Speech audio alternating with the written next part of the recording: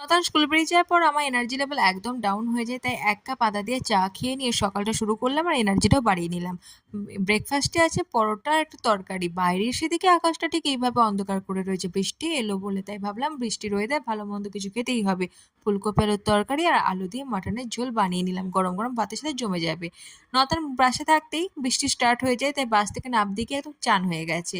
তাই আর আটকায়নি কোন ভিজে নিয়ে একটুখানি, আর সব বাচ্চারা এখানে খেলতে শুরু করে দিয়েছে। আর অনেকদিন ধরেই বায়না করছিল ভিজবে বলে। ওর মনের খুশিতে আনন্দ করেছে। দিয়ে বিকেলে বৃষ্টি হয়নি আর আমিও জিমে যাইনি। চলে এলাম নতুনকিনি রিলায়েন্সে। ও এখনো কনফিউজ যে কোন মিল্কশেকটা নেবে। চলে এলাম সবজির সেকশনে, কিছু সবজি নেবো বলে, কিন্তু সবজির যা দাম যে কি বলবো, মাথায় হাত পড়ে গেছে। আলুর দাম 50 টাকা করে কিলো যাচ্ছে। তোমাদের ওখানে কত টাকা করে কিলো যাচ্ছে অবশ্যই জানিও। সমস্ত কিছু নিয়ে চলে এলাম আমি জামা কাপড়ের সেকশনে। নেবো না, কিছু দেখবো না, তাই কখনো হয় নাকি? বাড়ি এসে কিছু খাই মনে হচ্ছে, কারণ বৃষ্টির ওয়েদার, রাতেও বৃষ্টি শুরু হয়েছে, তাই একটু মোমো